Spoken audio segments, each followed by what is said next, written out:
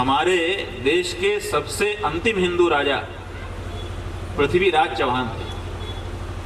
उसके बाद हिंदू राज्य का पतन हो गया।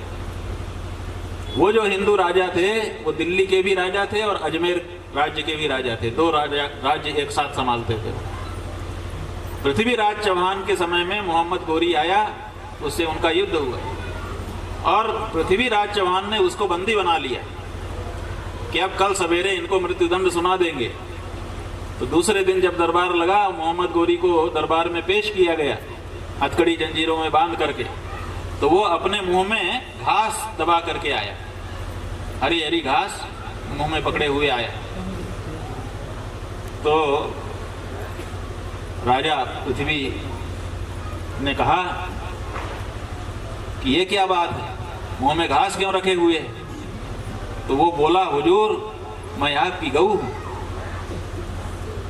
पृथ्वीराज चौहान ने कहा, छोड़ो छोड़ो छोड़ो, गाय को मारना ठीक नहीं है, अब इसको हम मृत्युदंड नहीं देंगे।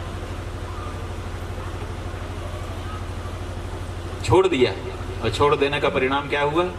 उसने फिर से आक्रमण किया और घसीट करके पृथ्वीराज चौहान को वहां ले गया अपनी जगह पर और वहां उनको मृत्यु के घाट उतार दिया। हमारा हिंदू राज्य गिर गया। ये इतिहास है बंधुओं, कहानी नहीं सुना रहे हैं। ये इतिहास है कि राजा ने गाय समझ करके उसको छोड़ा और उसने राजा को नहीं छोड़ा, वो बाघ बन गया, खा गया। तो अगर पृथ्वीराज चौहान हमारा हिंदू राजा, अगर उसने भागवत ठीक से पढ़ी सुनी होती तो ये गलती ना करता। क्योंकि भागवत जी में ये वर्णन है कि जब पृथ्वी गाय का रूप धारण करके आ गई और कहने लगी मैं तो गाय हूं, मुझे मत मारिए, तो हमारे पृथु राजा ने क्या कहा? इसका भी नाम पृथ्वी है, पृथ्वीराज, और उनका भी नाम पृथु है। हमारे पृथु राजा ने क्या कहा? उन्होंने कहा मुझे मत सिखाओ, मैं जानता हूं कि गाय को मारा नहीं जाता है, लेकिन फिर भी मैंने धनुष पर बाण चढ़ा दिया है और मार दूंगा। कहा जब आप जानते हैं कि गाय आपके यहाँ नहीं मारी जाती तो कैसे मार देंगे? कहा मैं इसलिए मार दूंगा क्योंकि असली गाय को मारने के लिए हमारे यहाँ निषेध किया गया है, बनी हुई गाय को मारने में कोई निषेध नहीं। तुम बनी हुई गाय हो, इसलिए बनावटी गाय हो, तुमको हम मार सकते हैं। असली गाय को मारने का ना निषेध है।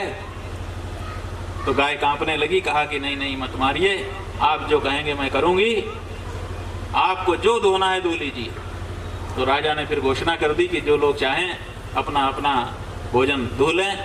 तो ये संसार में जितने तरह का भोजन है ना, चाहे पशु का हो, चाहे पक्षी का हो, चाहे ऋषि का हो, चाहे महर्षि का हो, चाहे देवता का हो, चाहे हमारा हो, ये सब का सब बछड़ा बन करके हमारे पूर्वजों ने उसी पृथ्वी रूपी गाय से धो लिया पृथु राजा के समय में। इसीलिए आज हम धन धान्य से समृद्ध हैं, क्योंकि हमारे यहाँ भगवान ने पृथु राजा के रूप में अवतार धारण किया था।